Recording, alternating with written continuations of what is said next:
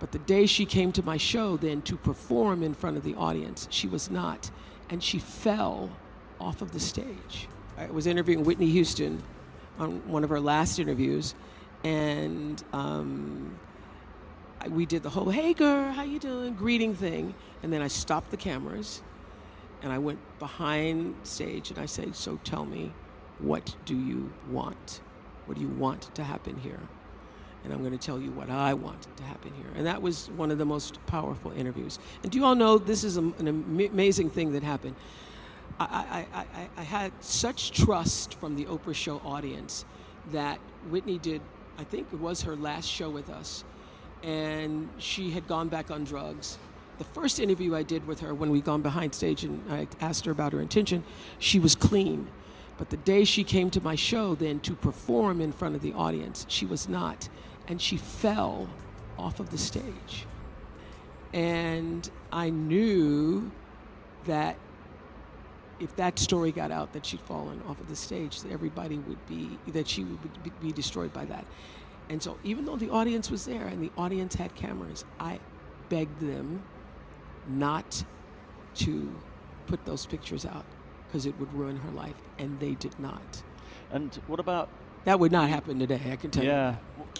So our girl Oprah recently did a interview of sorts where she basically talked about Whitney Houston, an incident that happened with Whitney Houston where she was talking about how she was on stage and she had tripped and fell, and she was basically saying it was because Whitney was high. Now, the thing about it is, it's been so many years since Whitney passed, so it was just like, okay, did this information really have to be disclosed? Was it something that you really needed to talk about? Now, some could speculate that it could have been one of those things where somebody else said, hey, we're going to talk about this. If you don't, we're going to bring it up, and we're going to expose it. So Oprah could have decided to jump on it first and put it out there to kind of save the integrity of Whitney. But the problem with that angle is it's been so many years since that has happened. And at the time, Oprah was saying that her audience did have access to camera phones, that they had access to basically go out and reveal the information. Now, social media wasn't as, I guess, popping, as it is now, where people just feel like they need to post everything and feel like, nothing needs to go left uncovered or unsaid. And she was saying that she basically begged the audience to not post anything, not say anything, or not even talk about the experience. And she had that much rapport with her audience that no one broke her trust in doing so. Now, do I necessarily believe that? I'm not really sure. Maybe Oprah did have that much, rapport within her audience that she was able to do that and put that down, or just say to them, like, don't do this, and then they really decided not to do that. We all have known Whitney to have her issues with youth in the past, but that's neither here nor there. It doesn't negate the large, wonderful talent that she was to the world. So I just think all in all, nobody really wanted to hear that being dug up years later, because people talked about Whitney so much while she was alive and while she was still in her struggle. There were jokes that were made. There was a lot of things said. Now you have people mainly saying like, okay, we don't need to talk about Whitney. We don't need to go into detail about that. But when she was here, it was really a struggle for her, and people often brought it up, or it was the topic and the subject constantly. It was the topic of jokes. It was the topic of conversation. Now, Oprah has her own history within the industry, like within her interview process. She's had a lot of interviews and a lot of interactions with people that were less than favorable. I don't know if you all remember the situation with Monique a while back, where Monique was basically going on this campaign saying that she did not want people to view or tune into Netflix. Between Tyler Perry and Oprah, they had did the movie Precious, and something pretty much went wrong with that, where she was asked to come along during promo, and she did some of the promo, but then she made a decision like, okay, I've done some of this promo. I wasn't paid top dollar for the movie, but I also respect my time with my family, and I want to make sure that I'm balancing that out. So she decided not to go to either one of the promos or one of the premieres, and she was apparently somewhat like blacklisted or made to be hard or difficult to work with.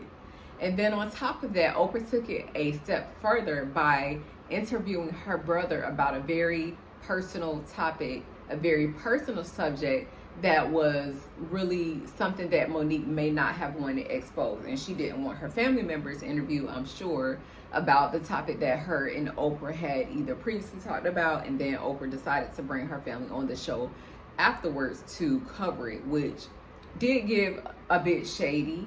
And like I said, this is not the first time that Oprah has been called out for something like that. Now, this interview style is pretty common because we did see Tyra Banks. I don't know if you guys saw the interview that Tyra Banks did with Superhead, the girl, you know, the young lady that had wrote the book.